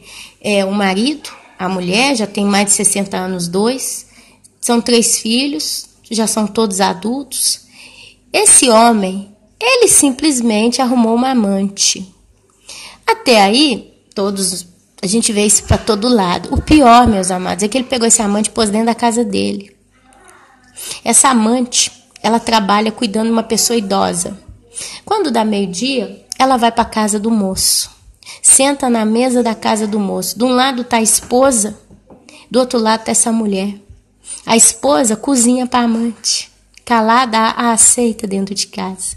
A amante termina de comer, levanta, lava os pratos, deita no sofá da sala da casa da mulher e dorme. Dorme um pouquinho, faz um relaxamento, depois levanta, volta para o trabalho. Fica lá até 7, 8 horas da noite. Quando dá mais ou menos 8h30, ela chega primeiro na casa da mulher, depois de uns 10, 15 minutos chega o marido. E ali eles jantam, depois o marido põe ela no carro e leva ela embora para dormir na casa dela. E isso está acontecendo já tem mais de um ano. Eu que vi isso, fiquei indignada. Falei, gente, como é que a mulher original, né? A mulher oficial, a esposa, tolera esse tipo de situação? Como que os filhos desse cara suportam esse tipo de situação? É casa minha. Você me põe outra mulher dentro dessa casa e eu aceito? Quer dizer, quem é normal olha para isso e fica indignado. Não é verdade? Assim estava Abacuque aqui. Assim estava Abacuque. E Abacuque apela para aquele que poderia fazer algo, que é Deus. Mas vamos continuar a leitura aqui. Capítulo 2. Até aqui, Abacuque fala. Até aqui, Abacuque levanta a sua queixa. Apesar de no início aqui você ver claramente que parece que é o próprio Deus já falando pela boca, né? Vede entre as nações, olhai, maravilhai-vos e desvanecei, porque realiza em vossos dias obra tal. Abacuque não podia realizar ele isso. Então ele aqui já profetizou o que Deus fez. Deus mesmo fala. Mas no capítulo 2, parece que surge um raio de esperança. Vamos ver se Deus está trazendo para nós também essa esperança? Não para o mundo inteiro, porque eu posso garantir para você que o mundo ímpio que nós conhecemos vai pagar com a sua cabeça todo o mal e pecado e iniquidade que está praticando. A grande tribulação está às portas. O anticristo está já com o sapato no pé para entrar e fazer o seu primeiro discurso. Nós ainda não conhecemos. Eu não sei quem é o anticristo. Eu não vou dizer que ele é o rei tal, o príncipe tal, o presidente tal, o fulano, ciclano ou betano. Mas eu posso dizer para você que lá em Gênesis, capítulo 49, Jacó abençoa os seus 12 filhos. Em Gênesis, capítulo 49, Jacó abençoa os seus 12 filhos. Ele fala uma bênção sobre a tribo de Judá. E você vê que a tribo de Judá trouxe Jesus. Já em Gênesis, capítulo 49, versículo 8, se eu puder, eu vou tentar ler aqui para vocês verem que eu não estou aqui falando abobrinha. Vamos ver se eu consigo entrar aqui. Gênesis 49, 8. Eu não sei quem é o anticristo, mas a Bíblia me fala quem é o anticristo. Olha só, deixa eu ver aqui, dá um minuto de paciência. Oh, meu Deus do céu, não chego no 49 de jeito nenhum. 49, 8. Achei, 8. Olha só. Bênção profética de Jacó. Depois chamou Jacó os seus filhos e disse: ajuntai-vos e eu vos farei saber o que vos há de acontecer nos dias vindouros. Ajuntai-vos e ouvi, filhos de Jacó, ouvi a Israel vosso pai. Jacó já não se chamava mais Jacó, mas se chamava Israel. Aí ele começa: Rúben, tu és o meu primogênito, minha força e as primícias do meu vigor, o mais excelente em altivez e o mais excelente em poder, impetuoso como a água, não serás mais o excelente, porque subiste ao leito de teu pai e profanaste, subiste à minha cama.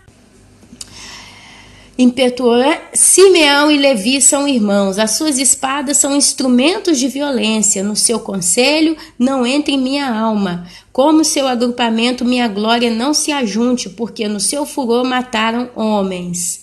E na sua vontade perversa jarretaram touros. Maldito seja o seu furor, pois era forte, e a sua ira, pois era dura. Dividi-lo-eis em Jacó, e os espalharei em Israel. Mas não passa disso. Judá, Teus irmãos te louvarão, a tua mão estará sobre a cerviz dos teus inimigos, os filhos de teu pai se inclinarão a ti. Judá é leãozinho, da presa subistes, filho meu, encurva-se e deita-se como leão, e como leoa, quem o despertará? O cetro não se arredará de Judá, nem o bastão de entre os seus pés, até que venha Siló, e a ele obedecerão os povos. Mais uma vez a expressão os povos. Ele amarrará o seu jumentinho à vide, e o filho da sua jumenta à videira mais excelente. Levará as suas vestes no vinho, e a sua capa em sangue de uvas. Os seus olhos serão cintilantes de vinho, e os dentes brancos de leite. Meus amados, aqui está falando de Jesus. Jesus governará as nações com cetro de ferro.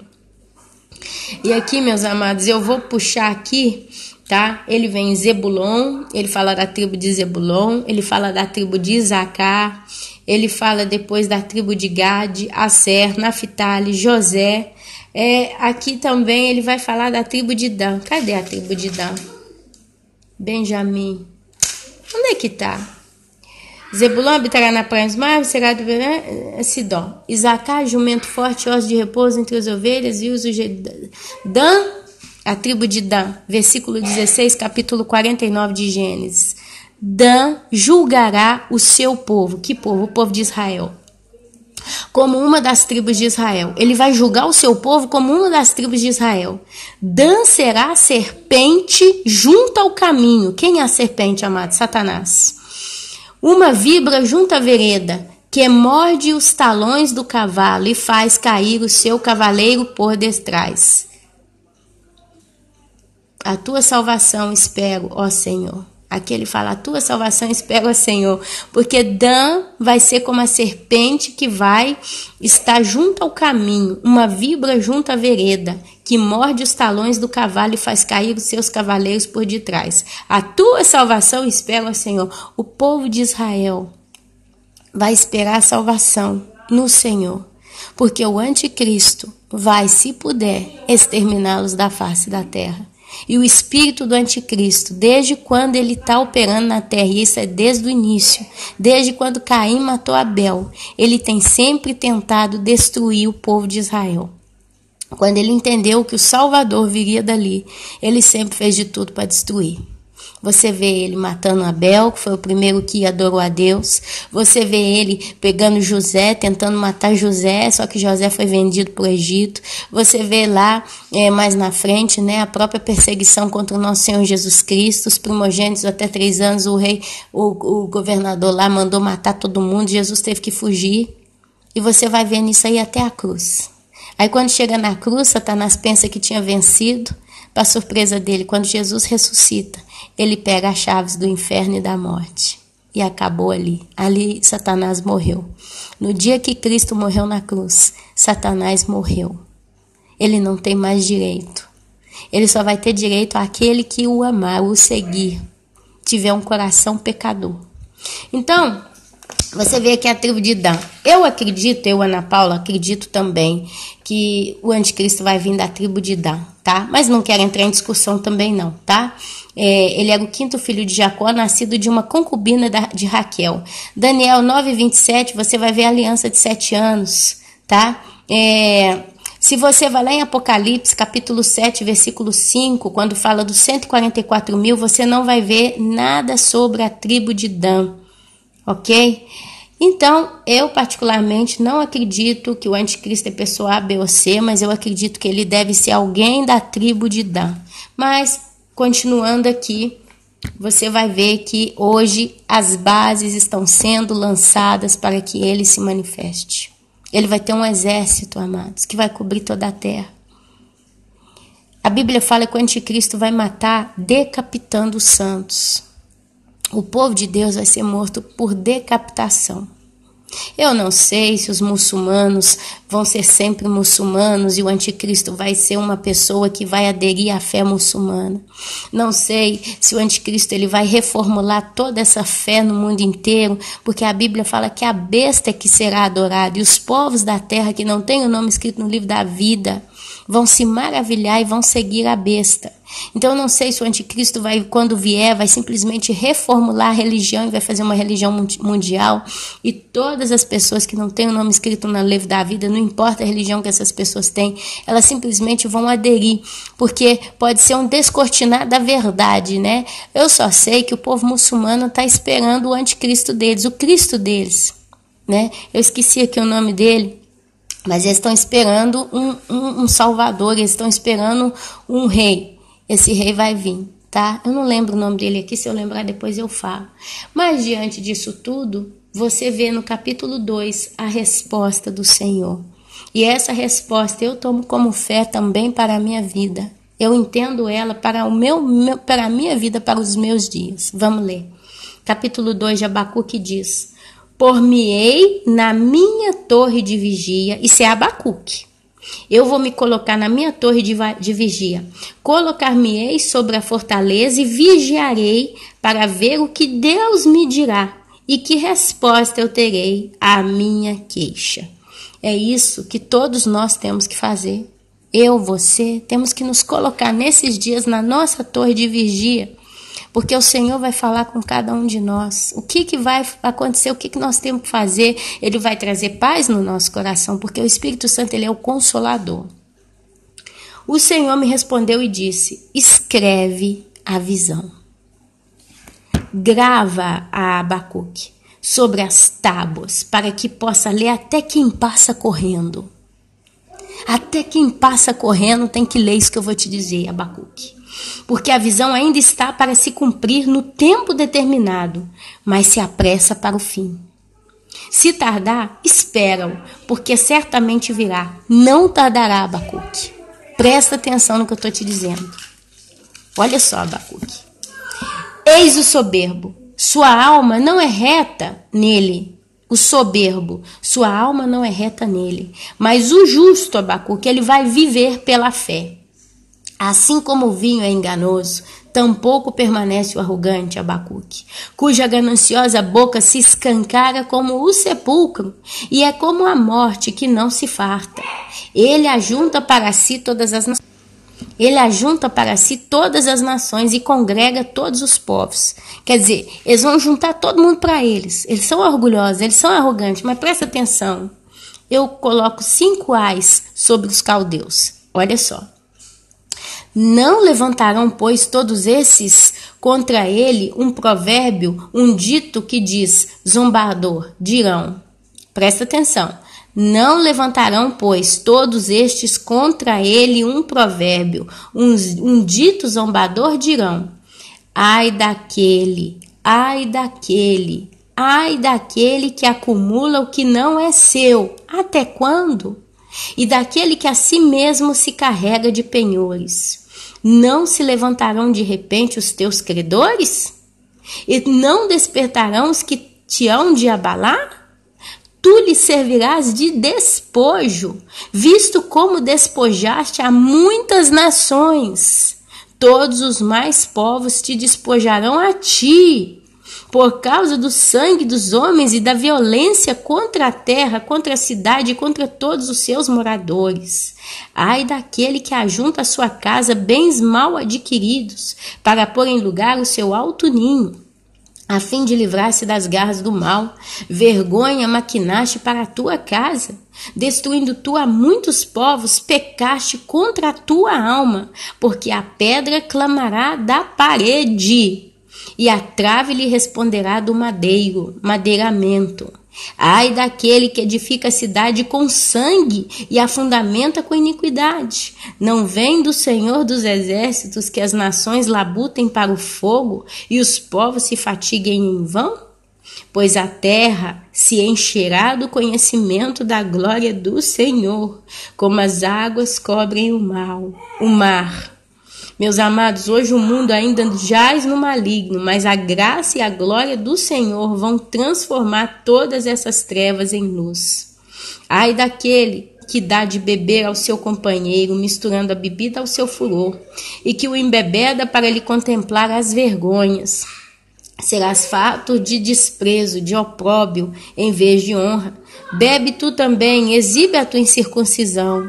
chegará a tua vez de tomares o cálice da mão direita do Senhor, e ignomia cairá sobre a tua glória. Meus amados, ignomia significa, é um substantivo feminino que significa vergonha. Uma coisa grave, é sinônimo de infâmia, opróbrio, desprezo, estultícia, vitúpero, serão humilhados, porque a violência contra o Líbano te cobrirá. Porque a violência contra o Líbano te cobrirá, e a destruição que fizestes dos animais ferozes te assombrará. Por causa do sangue dos homens e da violência contra a terra, contra a cidade e contra todos os seus moradores. Que aproveita o ídolo, visto que o seu artífice o esculpiu? E a imagem de fundição, mestra de mentiras? Para que o artífice confie na obra, fazendo ídolos mudos? Ai daquele que diz a madeira, a corda, e a pedra muda. A pedra muda desperta. Meus amados, presta atenção. Eu quero puxar para vocês uma outra coisa. Talvez você que está me ouvindo fale, mas muçulmano não aceita ídolo nenhum. Eles não aceitam imagem. Inclusive, eles lá numa cidade grega, lá, sei lá, Palmira, eles quebraram ídolo, obra de arte e tal, destruíram tudo. Você está falando o quê? Mas presta atenção. Eles dizem a pedra muda, desperta. A pedra dos muçulmanos, a pedra deles, está lá em Meca. É aquele cubo preto que eles têm que rodar não sei quantas vezes em torno dele. E se vocês puxarem aí pela internet mais sobre aquilo, dentro daquele cubo tem uma pedra, um pedaço de um meteoro. Muitos dizem que aquilo ali parece ser um pedaço de um meteoro que caiu e eles pegaram aquele troço e encucaram dentro daquele cubo preto lá. E todo ano, na cidade de Meca, tem aquele gira-gira-tondo lá, que é a idolatria deles. Todos os muçulmanos, eles têm que se ajoelhar, não sei se é 3, 5 vezes por dia, em direção a Meca e orar e rezar para aquele lado lá. Então, ai dos que dizem a pedra muda, desperta. Dá para entender? Pode o ídolo ensinar? Eis que está coberto de ouro e de prata, mas no seu interior não há fôlego nenhum. O Senhor, porém, está no seu santo templo, cale-se diante dele toda a terra. Amados, vocês veem aqui Deus prometendo que ele vai colocar em terra todos esses que são inimigo dele. Existe uma promessa e nós como igreja sabemos que a grande tribulação vai vir. Não pense você, meus amados, que os islâmicos vão passar bem na grande tribulação. Talvez eles vão ser os povos que mais vão morrer no mundo inteiro. Porque nós temos 7 taças da ira de Deus prontinhas para serem derramadas. Nós temos o 6º selo prontinho para ser aberto. Não me pergunte dos outros 5, não tenho capacidade para dizer aqui se está ou não está. Mas eu sei que o 6º selo, com toda certeza, ele não foi aberto. Nós ainda temos 7 flagelos que vão ser derramados neste mundo. E para terminar a cerejinha em cima da torta, o próprio Jesus Cristo vai ser visto do Oriente ao Ocidente como um raio, como um relâmpago. E ele vai descer dos céus, montado num cavalo branco, com as suas vestes salpicadas de sangue, e uma multidão de santos com ele. E ele vai descer até o Monte das Oliveiras, ele vai colocar os seus pés ali, e o monte vai se abrir para a direita e para a esquerda, e com ele os seus santos. Vai ser visto também os 144.000 com ele ali naquele dia no Monte das Oliveiras. E ele vai dizer, fuja meu povo para o Vale da Decisão. E ali no Vale da Decisão, ou o local chamado Armagedon, o próprio Jesus Cristo, ele vai derrotar todos os seus inimigos. E o pior deles, que é o anticristo, ele vai destruir com o fôlego da sua boca. A besta que será adorada no mundo inteiro por 7 anos, naquele dia, vai ser lançada no lago de fogo e enxofre para todo sempre. Junto dele vai ser lançado também o falso profeta. E Satanás, o pai dessa astúcia toda no mundo inteiro, vai ser aprisionado. Então, meus amados, o nosso Cristo é o vitorioso, Rei dos reis, Senhor dos senhores, por séculos e séculos e séculos, por toda a eternidade. E aqui eu concluo com a oração de Abacuque no capítulo 3 do livro. Oração do profeta Abacuque sob a forma de canto. Abacuque começa triste, indignado, desesperado, pode-se dizer, porque ele está vendo uma situação que parece que está literalmente fora de controle. Mas ele termina assim: tenho ouvido, ó Senhor, as tuas declarações e me sinto alarmado. Aviva a tua obra, ó Senhor, no decorrer dos anos e no discurso dos anos, faze-a conhecida. Na tua ira, lembra-te da misericórdia. Deus vem de Temã, e do monte Parã vem o santo. A sua glória cobre os céus, e a terra se enche do seu louvor. O seu resplendor é como a luz, raios brilham da sua mão, e ali está velado o seu poder. Adiante dele vai a peste, e a pestilência segue os seus passos. Ele para e faz tremer a terra. Olha e sacode as nações. Esmigalham-se os montes primitivos. Seriam as colisões das placas tectônicas? Eu não sei. Os outreiros eternos se abatem. Os caminhos de Deus são eternos. Os caminhos de Deus são eternos. Vejo as tendas de Cusã em aflição. Os acampamentos da terra de Midian tremem. Acaso é contra os rios, Senhor, que estás irado? É contra os ribeiros a tua ira ou contra o mar? O teu furor, já que andas montados nos teus cavalos, nos teus carros de vitória? Tiras o descoberto teu arco, e farta está a tua aljava de flechas. Tu fendes a terra com rios. Os montes te veem e se contorcem. Passam torrentes de água, as profundezas do mar fazem ouvir a sua voz e levantam bem alto as suas mãos. Seriam tsunamis? O sol e a lua param nas suas moradas, ao resplandecer a luz das tuas flechas sibilantes, ao fulgor do relâmpago da tua lança. Na tua indignação marchas pela terra, na tua ira calças aos pés as nações. Tu sais para salvamento do teu povo, para salvar o teu ungido, feres o telhado da casa do perverso. E lhe descobres de todo o fundamento, transpassas a cabeça dos guerreiros do inimigo com as suas próprias lanças. Olha a guerra aí. As quais, como tempestade, avançam para me destruir, regozijam-se como se estivessem para devorar os pobres às ocultas. Marchas com os teus cavalos pelo mar, pela massa de grandes águas. Ouvi-o, e o meu íntimo se comoveu à sua voz.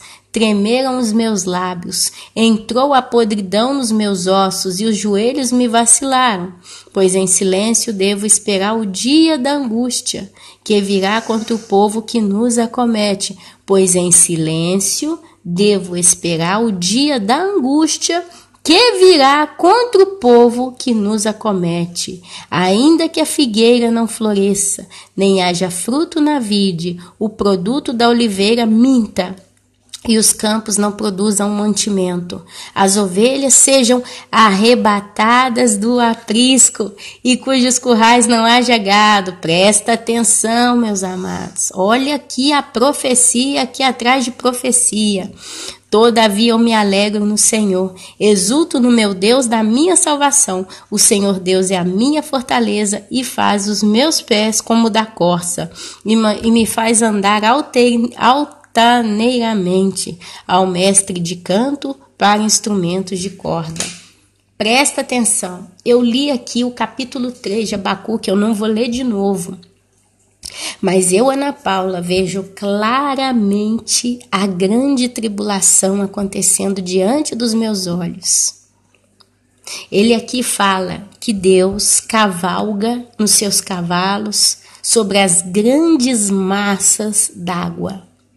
E até as profundezas dos mares louvam a Deus e levantam os seus braços. Meus amados, um cavalo, quando cavalga, ele faz movimento e levanta poeira. Deus, quando cavalga sobre as grandes massas de água, ele gera tsunamis. Quando ele fala poeticamente que quando chega a voz do Senhor até as profundezas das grandes massas de água, ele está falando aqui de abalo sísmico, meu Deus, meu povo, no oceano.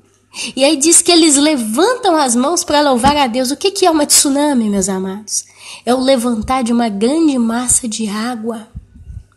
Aqui ele fala que o sol e a luz não vão dar as suas luzes, eles vão literalmente parar nas suas moradas.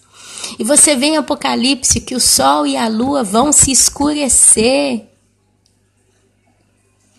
Vocês veem aqui, meus amados, os montes tremendo por causa da glória do Senhor.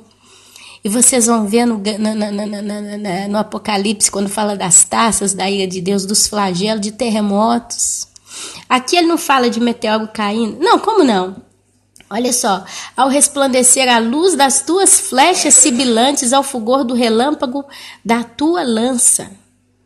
Você vê aqui, meus irmãos, a chuva de meteoro, porque quando ele fala de lança, né, resplandecerá a sua luz, você vê a queda de meteoros aqui. Se você ler bem devagarzinho, o capítulo 3 de Abacuque, ao fulgor, eu tô cansada, ao fulgor do relâmpago da tua lança, na tua indignação marchas pela terra, na tua ira calça aos pés as nações.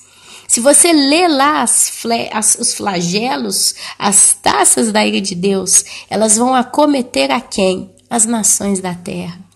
Mas uma coisa aqui que eu quero deixar. Versículo 17 do capítulo 3, Abacuque diz: as ovelhas sejam arrebatadas do aprisco e nos currais não haja gado. Meus amados, a igreja é chamada de ovelha. O que é o aprisco? O aprisco é o local onde elas vivem, é o pasto das ovelhas, é onde elas comem, é onde elas vão dormir à noite, é aquele local em que elas estão, ok? E aqui ele fala, as ovelhas sejam arrebatadas do aprisco. Todavia eu, Abacuque, que era um judeu, me alegro no Senhor, exulto no Deus da minha salvação. O Senhor Deus é a minha fortaleza e faz os meus pés como da corça e me faz andar altaneiramente. Você vê Abacuque dizendo também, pois em silêncio devo esperar o dia da angústia. Abacuque era judeu. E a Bíblia fala que na grande tribulação, ela também é chamada como o dia da angústia de Jacó. Dá para ir ligando as coisas? Abacuque, como judeu, ele fala, pois em silêncio devo esperar o dia da angústia, que virá contra o povo que nos acomete. Porque Deus, na sua ira, ele vai julgar as nações. Ainda que a figueira não floresça, nem haja fruto na vide, o produto da oliveira minta, e os campos não produzam mantimento. Meus amados, Israel produziu a igreja. A gente crê que Israel é a mulher do Apocalipse capítulo 12, porque os apóstolos eram todos judeus. Jesus era judeu e a igreja nasce da onde? Deles. Depois você vê o apóstolo Paulo chamado o apóstolo dos gentios e você vê uma história de 2000 anos caminhando na terra. Então os judeus eles espalharam o evangelho para todas as nações da terra, a descendência de Abrão que forma as estrelas do céu. Mas aqui ele fala, ainda que a figueira não floresça, ainda que não haja fruto na vide, você vê depois dos apóstolos e dos judeus que se convertem até hoje, você não vê Israel como nação produzindo nada. Eles não produzem nada, a ponto que Deus vai ter que vir tratar com eles, vai ter que consertar com eles a situação, vai colocar em ordem a Israel.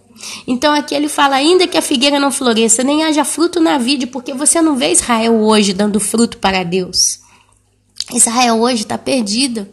Eles têm essa esperança do Messias que vai vir, eles querem construir o terceiro templo, mas assim, o coração deles ainda não está desperto, acordado com a realidade de Deus. Então eles não produzem nada e Deus precisa vir tratar com eles. As ovelhas sejam arrebatadas do aprisco. Você vê aqui nessa descrição de Abacuque, é que eu estou tendo dificuldade para pôr para fora o que eu estou entendendo, me perdoem, eu tento ainda assim. Mas você vê Abacuque falando, não tem mais ovelha. Foram arrebatadas de quê? Do aprisco. Onde é o aprisco hoje das ovelhas de Deus? A terra. Nós somos a luz do mundo e somos chamados de ovelhas. E aqui ele fala, as ovelhas sejam arrebatadas do aprisco e nos currais não haja gado.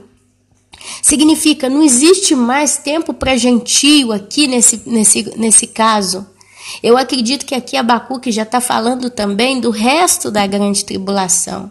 Porque do 3 anos e meio para frente não tem salvação de gentio nenhum na terra. Até os 3 primeiros anos e meio da grande tribulação, onde terão até as 2 testemunhas, tem aí toda essa história, tem salvação de gentio, a ponto que a Bíblia fala que o próprio anticristo vai decapitá-los. São os santos da grande tribulação. E eles vão morrer decapitados. Na metade da grande tribulação, você não vê mais salvação. Quando entram os flagelos, você vê lá os flagelos sendo derramados, a Bíblia fala, eles morderam a língua de dor, mas não deram glórias ao Deus do céu. Não se arrependeram e não se arrependeram. Então, na segunda metade da grande tribulação, até o final, não tem mais nada com gentio. Os gentios que estiverem no mundo vão ser simplesmente aniquilados por Deus, porque não tem salvação. Mas você vê o povo de Israel, o remanescente, esperando em silêncio Deus fazer justiça. Porque a Bíblia diz que o anticristo, na metade do pacto de 7 anos, ele rasga o contrato. Quer dizer, na metade da grande tribulação, 3 anos e meio depois que ele assinou o contrato de paz, ele rasga. E ele então começa a perseguir Israel. E todas as nações vão se reunir para aniquilar Israel. Ela vai estar cercada de todos os lados. É onde o povo vai fugir para o vale. E é onde o Senhor vai vir. Mas vocês veem aí Israel sofrendo por 3 anos e meio na mão do seu inimigo. Porque Deus precisa fazer isso. Mas existe um remanescente que vai ser salvo. É por isso que ele fala, pois em silêncio devo esperar o dia da angústia que virá contra o povo que nos acomete. Eles vão viver um dia de angústia. Deus ele vai pôr os inimigos debaixo do estrado dos pés do povo de Israel. Todavia eu me alegro no Senhor, exulto no Deus da minha salvação. O Senhor Deus é a minha fortaleza e faz os meus pés como da corça e me faz andar alteramente. Meus irmãos, o que eu posso dizer para vocês é o que eu anotei na minha Bíblia. O juízo é iminente em nossos tempos, em nossos dias. O pecado está alcançando o seu extremo diante dos nossos olhos. E diante dos olhos do Senhor, só resta esperar o que está por vir, e virá, certamente não falhará. O capítulo 3 de Abacuque descreve de modo muito denso, muito fechado, para mim, Ana Paula, para minha opinião, por isso que eu estou falando para você ler o livro de Abacuque depois desse vídeo, mas para mim, eu vejo claramente a descrição da grande tribulação aqui na terra. E você vê que a igreja não passa por ela, porque aqui diz que as ovelhas sejam arrebatadas do aprisco. Você vê um arrebatamento que tira o povo de Deus. Mas você vê também que até a metade da grande tribulação, Deus ele vai terminar de recolher os seus santos, gentílicos. Então você vê aqui a palavra sejam arrebatadas, você vai ver um processo de colheita ainda na terra. E aqui você vê Israel esperando em silêncio o dia da angústia dos inimigos. E aí você vê no finalzinho, já não tem mais gado no curral. Quer dizer, esse não ter mais gado no curral, no meu entendimento, significa a segunda metade da grande tribulação. Não tem mais quem será salvo a nível de gentios. Tem só Israel e Deus. Só Israel e Deus. É onde Abacuque declara, todavia eu me alegro no Senhor, exulto no Deus da minha salvação. O Senhor Deus é a minha fortaleza. Quando tinham guerras nos tempos antigos, os povos fugiam para dentro das fortalezas, esperando que ali o inimigo não conseguisse entrar. Então você vê Abacuque falando que Deus é a sua fortaleza. Faz os meus pés como da corça. No dia do Armagedon, o povo remanescente de Israel vai literalmente correr para o vale da decisão. Eles vão correr.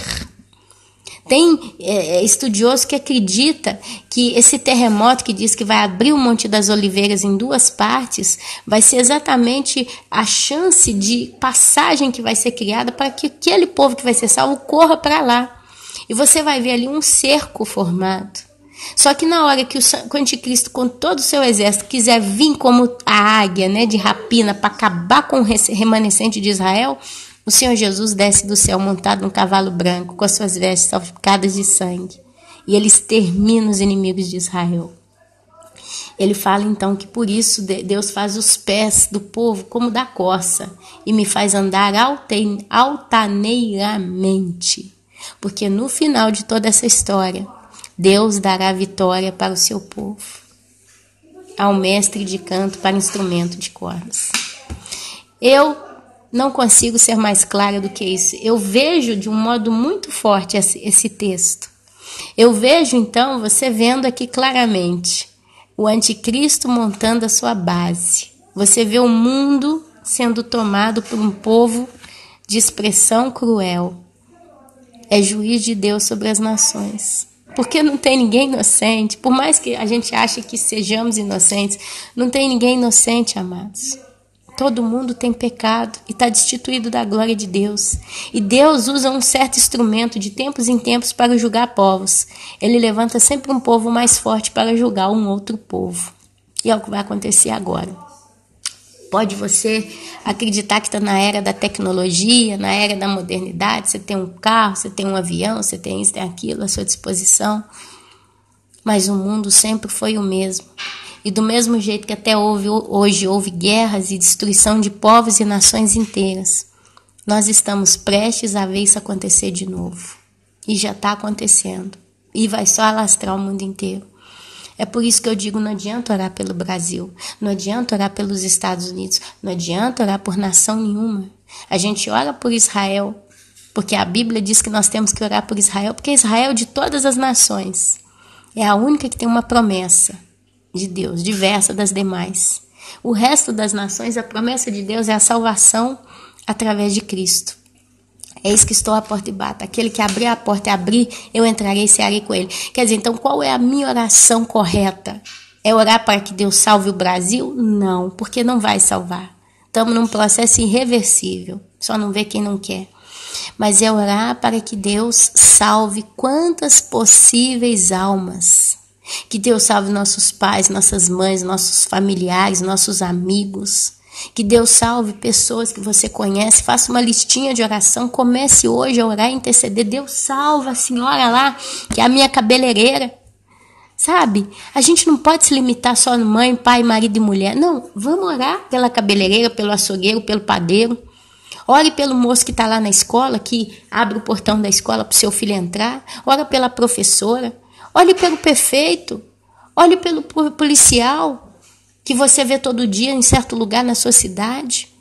Ore, meus amados, por todo mundo que você lembrar. Olhe, se você não conhece todo mundo do seu quarteirão, porque a gente às vezes não conhece, né? Fala, Deus, eu abençoo o meu quarteirão e eu te peço salvação, Pai.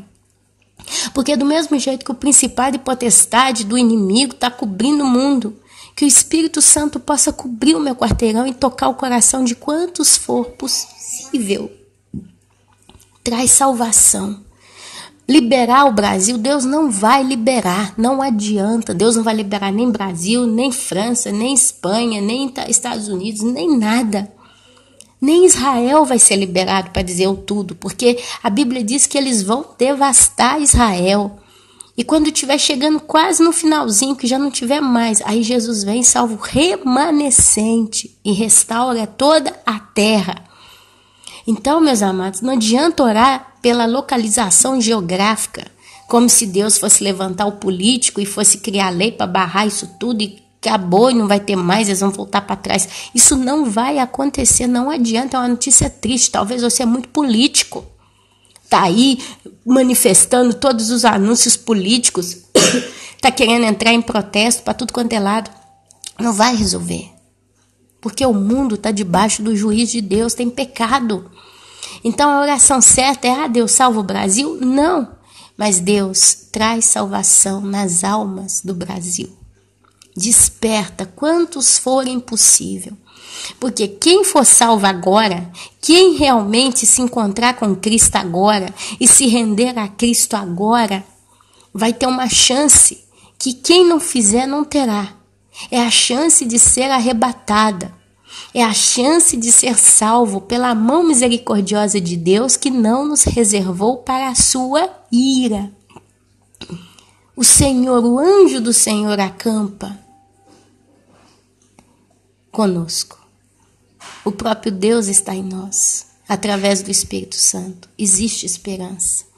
A Bíblia diz lá em Mateus capítulo 24 ou 25, não sei. 24.